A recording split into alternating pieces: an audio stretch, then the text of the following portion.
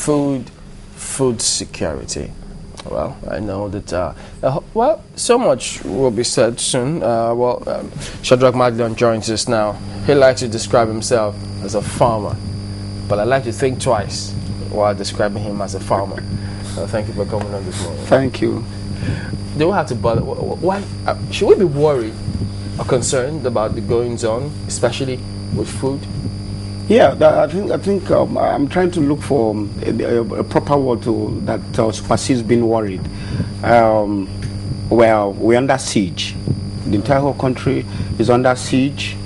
There is no productivity in any nation where there is no peace. I'm here this morning to cry out how our future is being smoked. There is no technology to revive, to recycle a cigarette ash back to cigarette, or a firewood ash back to firewood. When we can't even feed ourselves, I've not seen we creating an ant in this country. The insurgence that is going on in northern Nigeria is specifically the biggest price payer is the rural farmer. Gashua market went on fire, and we lost over 240 people. That's the biggest livestock market in the whole of West Africa. Which of the states? Yobe State. Brunu. Today, Nigeria is looking for alternative to wheat. And we've been encouraged to go and embrace cassava flour. The truth of the matter is that cassava is a 8 months, 9 months old crop to develop. Wheat is 103 days. The entire whole of Northeast is a wheat belt. A child needs an adequate, good food between the age of 1 to 6 to be able to gain 26% of his IQ potentiality. Where these foods are being grown today is one of the biggest areas that are being held under siege by the insurgents and the problem of Boko Haram. I have come to conclusion that we have four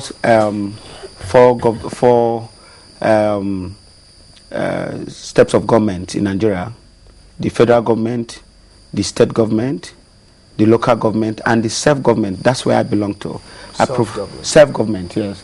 I provide my security, I provide my light, I provide my water. Now, I'm also providing myself, after my home security, I'm also providing an office security. The security companies today is the most thriving business in Nigeria. Camera, this is becoming the highest selling point for cameras, for those who can afford it, for you to know who comes into your gate and who leaves. Now, I never thought of, in my whole wide life, of operating a one-stop shop agricultural center, of owning a camera. Now, my client who comes to buy mere chicken feed and book for their pullets and buy their eggs are now asked to park outside. Because of security consciousness. Now, your neighbor will come with a bag to buy ice block in a farm because there is no light. So those who need to chill their zobo, their kunu, now it depends on us to now make ice blocks for them. So we'll run generator for 24 hours over the night, 12 hours over the night to make ice blocks. So that's a cash cow that we use in surviving. Now the women coming with a bag, now we have asked them, no, you cannot come into the farm with your bag. You keep your bag outside and carry ice block outside. Is dehumanizing. Yeah, but if it will save lives? Now, I ask myself, the body languages of the Nigerian leader we have today shows a father whose stranger slapped his kids and he said, don't worry. The same stranger came back and now slapped his wife. He said, don't worry. And yet we know that our father have not done anything to this stranger. And I think the right thing for the children to ask is to ask their mother if this is their real father. I began to ask if I really have a leader here. It's not that simplistic, is it? Because it works completely differently from the way a family unit will function. No, I'm not a lawyer, but I understand that my leader owes me to protect, give me security, give me the necessary privilege for me to exist, the right to exist. And that's why I queued up on a Scottish sun to cast my vote. And today, the body languages of those that I have trusted and I have pledged to be a good citizen to, doesn't give me any hope. Gentlemen, 75,000 eggs, crate of eggs, could not find their way to the market and were destroyed between Kano and Kaduna. There were egg gluts in the north. Because of the emergency, state of emergency that were declared in Nigerian borders, we never knew that what has sustained the economy, especially in northern Nigeria, were the informal trade of trading with our neighbors in Niger, in Chad, Bobo Dioulasso, Burkina Faso, Mali. The garri that is produced in Benin is not just eaten or drank in the north. This garri finds their way up to Mali, Gabon. Chicken feeds, because Kaduna is one of the biggest grain producers in West Africa. Lere, Saminaka, Yarakaswa. So it's the biggest hub for feed millers. So chicken feeds, livestock feeds are being made and they find their way down to Senegal by roads. With the state of emergency that has been declared in some part of northern Nigeria, business has nosedived. From 3.5 million naira, I'm talking about my own corporation that I look into the books today. We've scaled down production, working capacity from 56 people to 18 people as I speak with you today. That's not a good thing. The workforce from my residence to my office is 10 minutes, 15 minutes, but I pass 6 checking points to my office.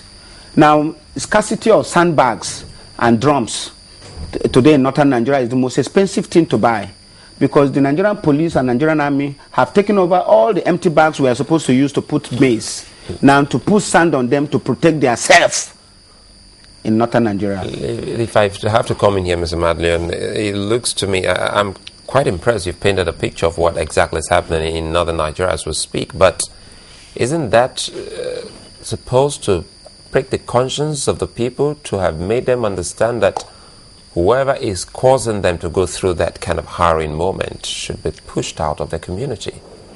The most amazing thing that baffles me is our vice president is from the north, who understand the cosmogony and the theogony of how the people lives.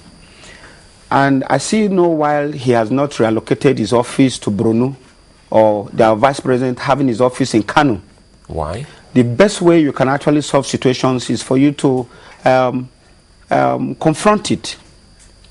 Isn't that what the government has been doing? No, I have not seen anything that the government have done. And that is why. But you just said you saw I do think at this point in time, then rather than looking at this whole thing from the federal perspective, that looking at how the economy of northern Nigeria, a buoyant economy, over 3 billion, I'm not a CBN governor, but having been in the commodity business, over 3 billion naira cash exchanges hand between Katinkweri, Dakata, and Bompai in Kano State. As of today, bank closed by 3 o'clock in Kano State. The economic hub. Without Kano, I don't see what I'm doing in Kaduna. My biggest customers are over there. Who takes these whole things out of the shores of this country? And nobody is worried about it here. Mereke is the local sugarcane seller who survives. He uses sugarcane to pay, look after his family, maybe probably with 2 wives or 3 wives. Now he can't do it. He's even a suspect with him using wheelbarrow, because he has to put, at every point in time, junction he gets to, he has to empty the whole reke to check whether there is nothing under it here.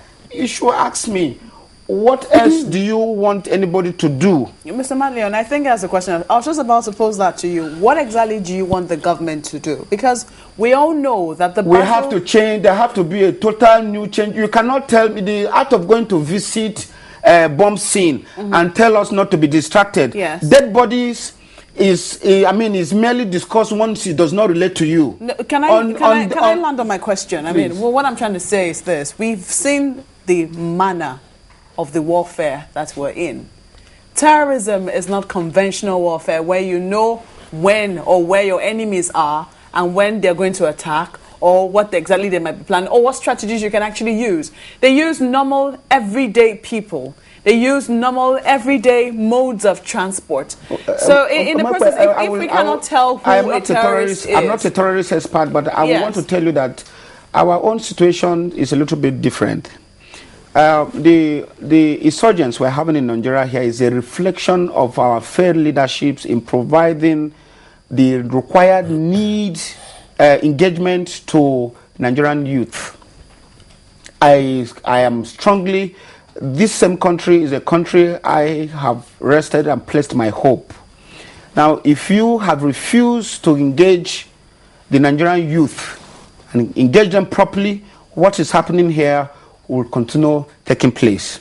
Now, I am yet to see the federal government taking it upon himself to come up with strong programs to look at those areas where this whole problem is coming from. For the past 2 years and a half, Mr. President has not paid a visit to even Brno, or even attend a wedding ceremony in Brno, a child christening in Brno, and then use that opportunity to appeal to the people. Does he have to be there? He has to. The situation has gone that bad. I'm talking about my future. By Thursday, I'm going to be 40. By Thursday, I'm going to be 40. And the man that is 60 or 70 years today in Nigeria, have not seen half of the enjoyment he has had. I've not seen half of the fund that he has gone into this place. Let me take your mind back so that you understand what the government has been doing. Remember then, former President Olusegun Obasanjo was in northern Nigeria, specifically to see the family of the later leader. Yes. And the government had to open up some kind of negotiation with that particular group. So, it's not as if the government hasn't even tried in that regard, but they backed out of that negotiation. So what else do you expect the government to do? Certain things went wrong. And I do think that the Nigeria I know, from north to south, from Brno to Calabar here, that it pays more for this country to be together than for us to actually, separate. And I do think that our leaders, I need to see a speech. There are speeches that should come out from our leaders that will actually make a lot of difference. First, I want to see agriculture is one unifying factor. Today, that each vegetational zones of this country produces what the other ones doesn't produce. Now, you talked about fertilizer. Today, I want to tell you that production of food will go back to almost zero. Why is for that? This year planting season. Why? The instrument for making bombs is fertilizer. Now, you can't even sell an MPK 15-15 of 16-16. Is it that you can't sell, or you can't sell in a certain quantity? If you can't demand, the movement of it is going to be highly restricted. Except as is naturally because it's the baseline for making bombs. It should be restricted. Now, but it's going to be restricted. But then again, it is something that we normally go to the shelves to buy to produce crops. Now, urea, I find it. I find easy to be sold in the market. I'm also saying to you here, okay, let's even leave that. We're not talking about input. Now, farmers in Mr. Ali, Barkin-Ladi, where one of the finest vegetables in this country comes from, here, no longer go to farm alone. You must go into a nucleus steps. You must go into groups. So that maybe 6 people are working and the other 3 people are watching out not to have any attack. The same thing goes when you want to go and do harvesting. The same thing happens when you want to actually weed. This whole thing goes around to the entire whole place. Taraba is our hub for tubers. It's our hub for cassava. It's our hub for rice. Would you have imagined the trauma the free citizens of Taraba will be going through as I speak with you today? Well, it's sad that no country will want this upon itself. But I think that since we find ourselves in this situation, we shouldn't all take measures personally to be security conscious and secure ourselves in terms of them watching over. That's not solving the problem. That is pruning the problem. Pruning? Yes. When you prune a tree, that means you still want the tree to grow more, to get fresh leaves out. But I think when you want to take out something, take it out from the root. The situations comes in that we still have, the northern Nigeria has over 2,000 history of doing their things. It comes to a point where we have the Sarkin Norma, we have the we have the traditional rulers, we have those who knows when a guest comes in. Can we revert back to our traditional rulers? At what point in time has Mr. President called all the traditional rulers into a central point of northern Nigeria to now say, listen, the fate and the success of this country is in their hands. You go back and tell me what are the necessary steps to do, because trying to solve this problem from the top hasn't been able to. You change results. Why do you say? I'm seeing here. It does not. It does not provide anything. What makes you say they are trying to solve it from the top, and in what context? For instance, it takes me 1 hour 45 minutes to move fresh orange from Kaduna to. My biggest hope to selling my oranges is Abuja. Now today there are 27 checking points between Kaduna and Abuja. So by the time I get to Abuja, the orange is fermented. They are mostly rejected, especially when they are not. You didn't blast them enough before taking them there. Now, on this circumstance, so it means you blast them enough. Yes. Next time. Yeah, you blast them. That means more energy. And then when oranges are blocked, the fusion takes place. So you don't have the best of it all. Oranges are expected. People who want them as morning breakfast, who want to start, don't have that patience to start waiting them to dissolve. I'm telling you how these circumstances have created a lot of bottlenecks and have dropped commercial activities. I'm just telling you about orange. That gives me 75,000 naira to 114,000 naira on it here. There are 2 women who blend orange from 4:30 in the morning to 6. Today they are out of the business. They're not working anymore. So what I'm saying here is you change strategies. You've tried to do what happened in Kano is not a joke. When the dead body that is being passed along is not your person, you think it's wood that they are passing. So that's how it is. That's how they're going about it from the top. Yes. So it's not been consigned. Now, now when you hear, they even lie to us. If 30 people die, they say it's 16. If 600 people die, they say it's 45. And are you saying that nothing is being done? Or not enough is being done? Not enough is being done. The approach is a lukewarm the way it approach. Comes across to you. Yes. And because, for instance, between January, February, March, as a businessman, as somebody into agric enterprise, looking at government policy, we borrowed money to sink into agricultural activities. Today, I might not be opportune to be here next year, because you might visit me in Krikri, because the banks will be after me. The banks don't want to know while I have not paid them back the money I took from them. Because the money we took from them, we're not paying back as at when we're supposed to pay, because business is down. And so far so good. I mean, this is in terms of how it affects food security. We've seen the Minister of Agriculture. I mean, it's almost like as if there's very little that can be done. If lives and property cannot be secure first, and in true terms, there is really no way we can talk of development. But I'm yet to understand, is it that you don't like the measures that have been taken so far? Because, first of all, we complain about the checkpoints along the road. Yes. You know, is it that we should dismantle them? The checkpoint, what should we do? The checkpoints has been there, yet the bombs are exploding like on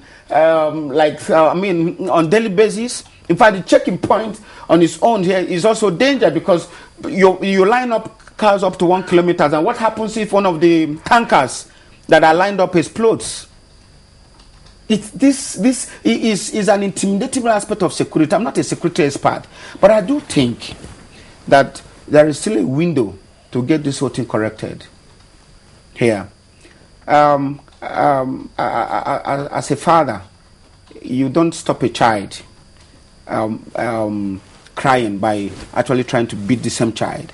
It's an African parable, but you find other ways. Like I've said, is Boko Haram crying? Well, like I said to you, is what is happening in northern Nigeria. I don't even want to mention Boko Haram. I don't even want to call Boko Haram. I just say the insurgency going on in northern Nigeria can be totally corrected by providing. Like the last time I was here, I was telling you, making fun. I said there is nowhere in the Africa that you can grow the kind of onions or the tatashi that is grown in Borno State. The town is vertically empty. Yobe, Bauchi, the whole of Northeast. And the transformation programs you have in agriculture, why don't you even focus on this area? Is there another way of using productivity to distract the attention of the man who is thinking about coming to do bombing? That takes us to this point because, I mean, isn't there something missing out here? If, as all this happens, we look to the center for solution. We look beyond the states, yes, and now we're talking about the center. Isn't there something fundamentally wrong here? Because first and foremost, ordinarily, we should look to the immediate government and say, what are you doing about this before we look to the center? So doesn't that show that something is not right? The Balani is one of the biggest height in ram families. Ram. Now, over, Sly will know this, over 48,000 rams are slaughtered during the our Salah period. But these rams, you find them, they're coming all the way from Chad, Niger, and Megateri, here, our borders with our neighboring countries here. I do think that moving a new seed of wheat to Brunu to launch as part of the government transformation agenda on agriculture, giving one household, a female and a male rams to show, listen, government, we want to put our presence here. Giving them rams? Yes, of course. This is their culture here. The man that makes one of the most expensive flour, the Hausa Hath, is in Brunei, is in Yobe here. You use productivity to get distractions and get people back to line. Would it be too much for the state governments to do what you just said? Must it be the federal government? With what is happening over there is affecting everybody. Can't the state governments do this one you talked about? Sorry? Can't the state government do this? The state government can do it, but with very, very limited resources. How do you do that? Limited resources? Yes, they have very limited resources. And then the Brunu is part of us. Yobe is part of us. Bauchi is part of this country here. In one of those circumstances where the state are even trying to do their own, you give them a support. Like I said to you, I'll tell you, kola nut and coconut might be called the same nut, but one of them is eaten with respect. I have not seen anywhere where people wanted to eat coconut and they started making any speech before it is being done. But kola nut, you have to, in fact, the sizes of it will tell you the discussions people want to do here. And I'm saying that these situations has gone beyond what you want to leave for a state to solve alone. It's given us a bad name, and then we still have the impetus and the shameless look of going outside to use. I'm not an economist, but I've not heard anywhere in the world where somebody is saying direct foreign investment. Gentlemen, I went to bring in some people to come and support us on a program on agriculture we call PSS, Pay Small. We brought them in from Cuba. Is that not the direct investment? No. Before they came in, their embassy asked them not to come to Nigeria. So we told them, no, it's simple. They came in here to support us on sugarcane production. And you call it PSS? Yes, to pay small on sugarcane production. So we give the farmers the sugarcane stocks and the input. When they produce, they sell back to us. But the purpose was for us to increase molasses production around the zones. While they were with us in Kaduna, having the meetings on modalities on how this will go on, the next thing we heard was a bomb took off at the one div in Kaduna. I lied to the guest that is transformer that had just blown. Now, because of our energy crisis, the transformers in Nigeria take off at intervals. They should not worry. That is not bomb. And the meeting continued. After 10 seconds, the embassy sent them text message in their Bluetooth to ask them to take the next available vehicle out of Kaduna. I think they want them. So the people, while I was trying to conclude by asking them when do we start getting the disbursement, they closed their file and said, Mr. Madlion, can you please help us and show us the shortest way out of Kaduna? And that's the end of the deal that I have paid. Yes, and PSS here. Mr. Madlion, you know, I'm at a loss here. In one breath, we want the government to be able to make people productive. You understand? Keep them busy. This presupposes that, you know, the people were not busy in the very first instance. In the second breath, you paint a scenario where you have been busy all along. In fact, you had a thriving business. and then now everything seems to be dying down because of the security situation. Yes. So how does the government get out of this seeming quagmire? Because you cannot get the people busy unless they feel safe to do it. I'm losing every morning. The worst thing that can happen to a man is to wake up in the morning and you don't have the programs to do. Now, it goes to a point that sometimes I wake up in the morning, I don't feel comfortable driving the car I want to drive to. I want to reduce myself to the... I'm in a mess in Niger State as I speak with you, because Niger State government commissioned us with Netherlands government to provide a rural electrification light.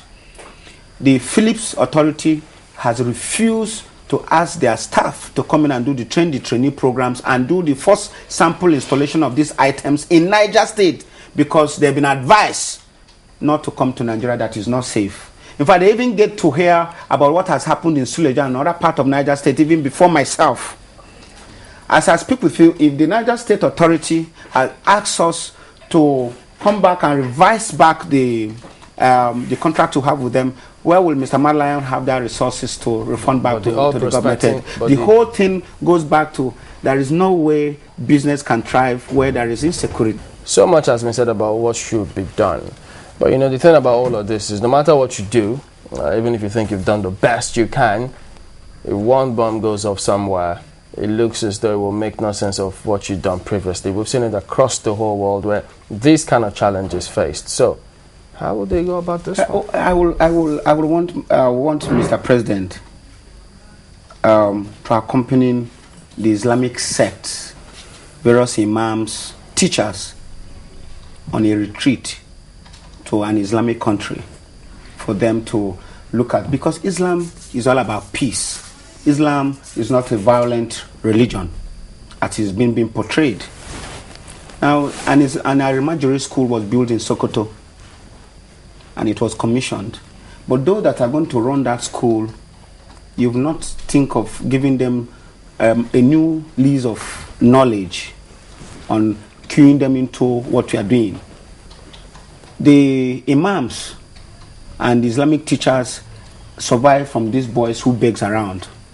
So the first thing you would have actually done was for you to take them to, maybe take them to Kuwait or take them to Dubai and see what the new modern approaches to Islamic learning is all about. So employment generation for some of these. Yes. If they had done yes, this. Of course, in the place. If you have in the place, I say, okay, now these boys, we're now going to recognize you as a teacher. You are going to be a member of the National Union of Teachers, registered under them in the place there. You must give us your curriculum. Yeah, but should it be?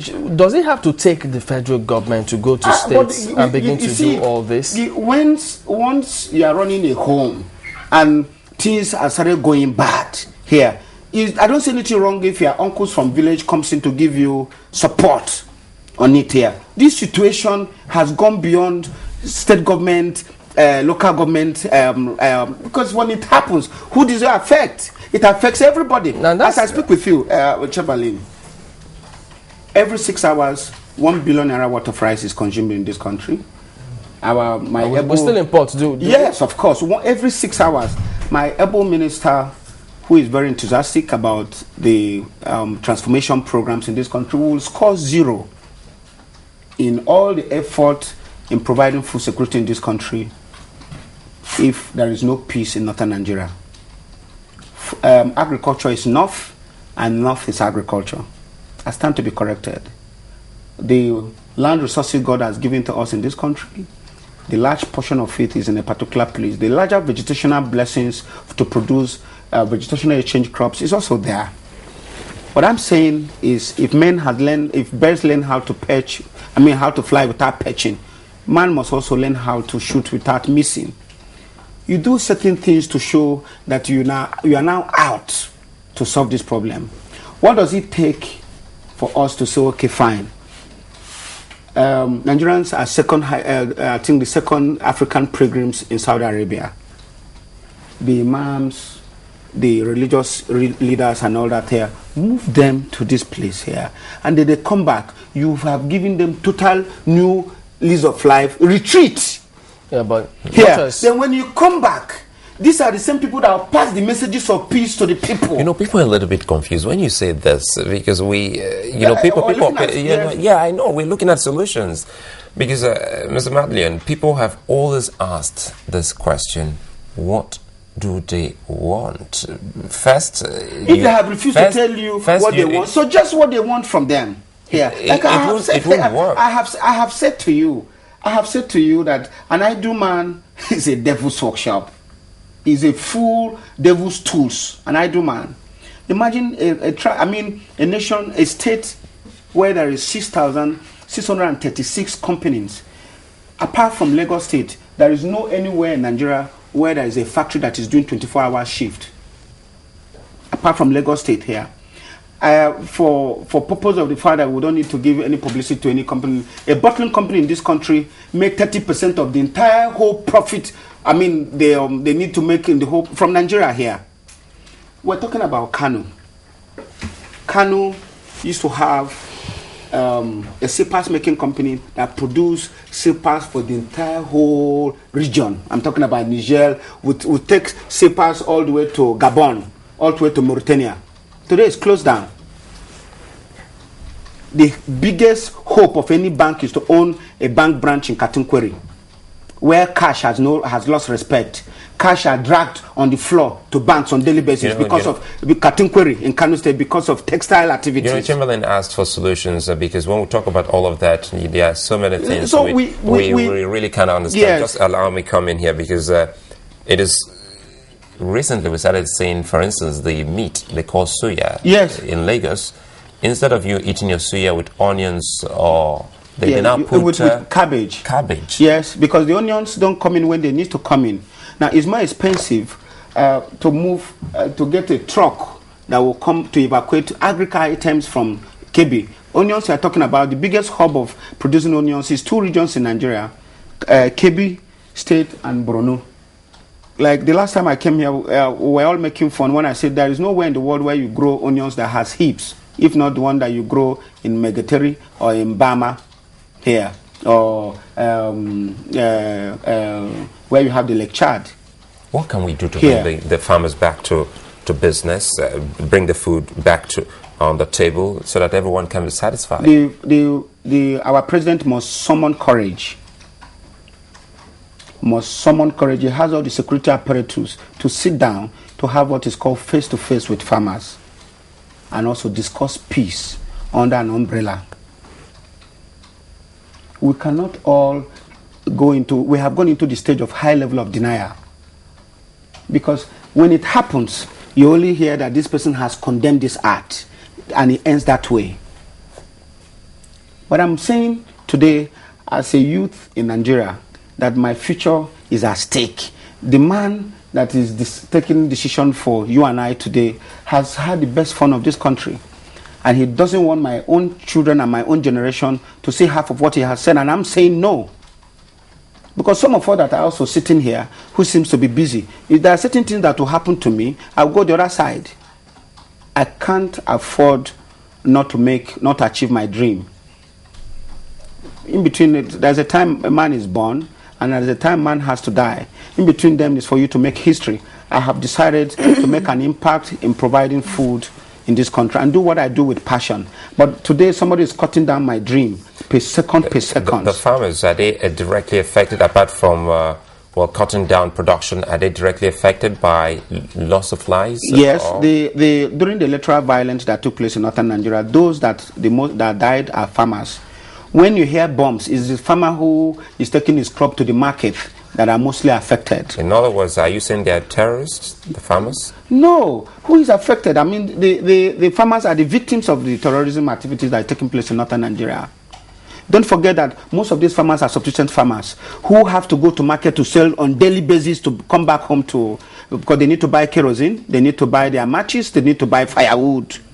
And these people here, their life revolves between Basikul and Achaba. They don't have vehicles like you. Do you think this problem is beyond us? Yes, I think it has shown that it is beyond us. In terms of solution for the states, what can they do in this? In fact, I even heard a state governor who is saying that there is no way they should expect any meaningful development from him. A state governor? A state governor there is no way they should expect any meaningful development around him when he's paying so much money on security votes to keep the military men on the street. Did he say how much a security vote is? He won't tell us in the place. He won't tell me. But that means you don't expect any road construction, don't expect water, don't expect new hospitals, nothing. So because he's paying so much money on security. But is that an excuse? Were you satisfied with that explanation? How will I be satisfied with that? Because I am asking him, so guy, if you are paying so much money on this, he's spending so much money on this, will that stop it? No, it won't. Like I'm just saying to you here that if you need to do Abuja for 1 hour, 45 minutes from Kaduna, and you now do it for 3 hours. Now, if you're not sure of your car, if the radiator of your car is not strong, please don't try to apply anywhere in northern Nigeria. Mr. Madlion, can I ask a question? I mean, we definitely know that in combating terrorism, we're going to be going through some inconvenience. Do we know that?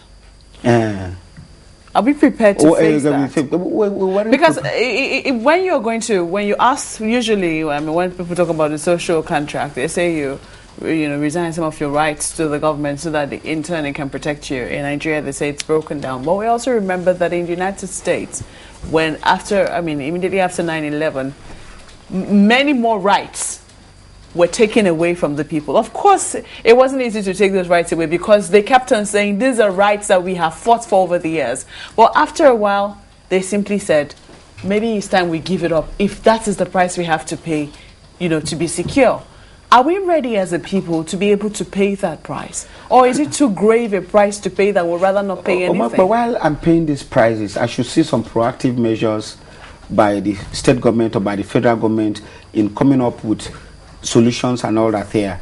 How many people have you arrested? How many people have you persecuted? How many people, as we are trying to solve security problem, you're also seeing that I'm working for Red Cross, that some of us escorted some people into this Nigeria we're living, that one single person took 2 billion naira and told me that he sold pure water, and that's how he made the money from. This one, this is the front page of the Nigerian Tribune, and it reads, Boko Haram, Nigeria is on fire. That is the major headline here. But the pictures we're seeing here talks about, okay, this is the headline. JTF raids bomb factory, kills BUK terror suspects. I want to believe that this is the picture from the bomb factory that was raided. Yes. Do pictures like this give you any hope at all that the government is truly doing something? This dampens my hope every day. I have stopped looking at watching televisions in the morning. Especially, I watch televisions when my children has gone to school, because I don't know. We've lied to them so much that we don't know what to tell them anymore, because they understand English and they can interpret pictures. My daughters ask me, Dad, what happened in that place here? They said there is a bomb factory, and at a point in time they said they don't want to go to school. And I mean, as an agri-entrepreneur, I have not had that enough money to take them to Malaysia or Ghana, where Nigerian students, where we are providing the country's GDP by educational, we're doing educational tourism now. So what do you want us to do? It got to a point today that with the surgeons that is going on, it shows that we don't even have enough paramedics to even give support to injured. A lot of people that would have been treated die in hospital on bonds because our NEMA has only bucket and blanket. That is the tools they have here. Nigerian emergency here, and you evacuate these people to hospitals. This government will tell us they will foot their bill. I don't want to be injured. I don't want you to pay my bills. I want you to go and provide me security. Well, these are the things we talk about every day. Very quickly. You're a farmer. You have other members, and you're based in Kaduna, and you say sometimes the picture doesn't actually give the true representation of what has happened, especially when it comes to casualty figures. So what can you do, or what can the people do, since we have turned into our own governments? At this point in time, it is one of the full solutions is for us to take it bottom up. I said to you that we have Sarkin Yaki, we have the traditional rulers. Blessed memory, the Sardauna of Sokoto here profounds a lot of solutions on community social existence. We can revise back to that. The chairman of Northern Leaders Forum, Babanga, we have ACF. here, what responsibilities was it not the Oba of Benin, Otope, that they took this? They went to the shrine to say that anybody that goes into kidnapping will die. Traditional rulers took that, and that drastically brought down the kidnapping issues to zero. As I speak with you today, here, there are certain things that mustn't be discussed in the open. You know, with our traditional rule. I mean, with the people. You want to use our security men are overstretched. Let's get you to talk about the courts here, because a lot of them have been taken to courts, and there's a lot of complaint that when it gets to the court, it seems to stay there forever. How come you glossed over that, or you don't remember that so many of them are being tried in the courts for this same terrorism? Which prisons are they? They haven't been convicted. That's a complaint. It's too slow in the courts. Are we not going to talk about the challenge there? The Terrorism Act has been passed by the National Assembly and all that here. Why don't we, on these circumstances, speeding up or quickly come up with what do you call it? That this mobile court that we do, or come up with a special court for this. Yeah, but because desperate measures requires because these same security officials who go there, who make this arrest, are also humans. If the cases are taken to court, and before you even take a plea, it takes almost forever, won't they themselves be discouraged? Shouldn't we?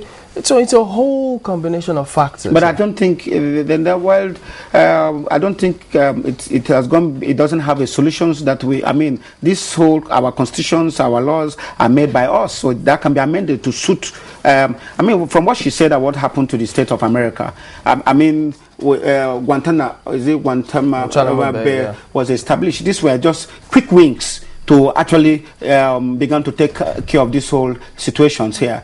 But I'm saying beyond this here, let me see body languages from Mr. President. Yeah, but you understand me here? Okay.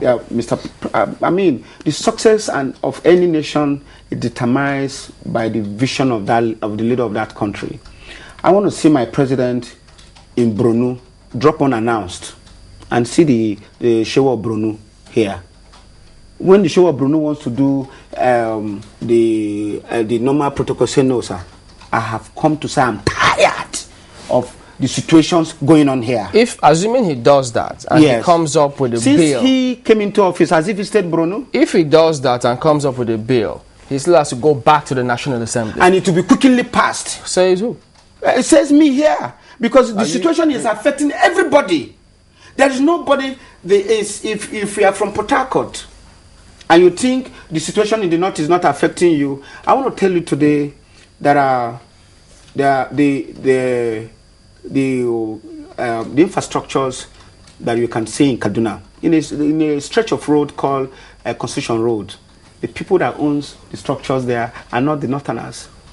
This country has united so much that nobody should think of that there will be a time that will be separated. Yeah, but if you talk about a government in a democratic dispensation, you talk about the federal government, the state government, the legislative arm of government, the judiciary. So all of them, yes, Mr. President is number one, but all of them, when we refer to the government, they are all to be looked upon. But most times we look to, yes, because he provides leadership, but we should also mention all of those arms of government because they play a very, very important role. I've not seen a passionate speech made by Mr. President in respect of our terrorism attack ever since. I need to have grassroots. I need to. What about the traditional rulers you talked about? There is no longer grassroots anymore. Here, I said I need to have a passionate speech, a unifying speech that could take Nigerians, that we can actually pick a line and say, this is what he has said. And can't we, I mean, Nigerians are very, very, very emotional people. But we have degenerated to this level. And I'm so concerned and I'm worried that I don't know what my generation will turn out to be. As I speak with you, I can't tell this is the future of my children. How do you talk to people who carry out senseless killings, kill innocent children in churches, in some other places, Okada riders in the north, where they're... How do you talk to them? What kind of language, what kind of speech do you expect those to listen to? You use people that are people. These people have been known. These people live in a particular community. They use our telephones. They use our. They drink our water. They work in our soils and all that. Here, I still believe that government on its own here can change a new strategy here to do that. We had a fantastic woman. From the state security, Marilyn Oga, here. Now, from when you listen to this woman talk here, I even tend to have more hope to their strategies to bringing in results from what they have done. But I'm saying, can we take it beyond that so that we can have two people? The security agencies are doing theirs. There are some people who are doing some more dialogues, giving promises, saying this is what we tend to do. You seem to believe very strongly that the president's visit to Borno State holds the magic wand. Yes! I tell you, I was owing a landlord for 2.5 years, and I was dodging him. I would go through window. Without passing through the doors. And then when I leave, I'll put the boat back. I was avoiding him. But the very day I went to see my landlord and I explained to him that, please, these 2 years I have not paid you is because I had problem with where I'm working. We've not been paid and all that here. He said, but you should have come to tell me this. You think I didn't know that you go through windows when you're going to work? I hope you didn't teach your children that. No. But I'm just saying to me that the situation's doused. Now, I freely pass through the door here without going through the windows. Here, confront your problems directly.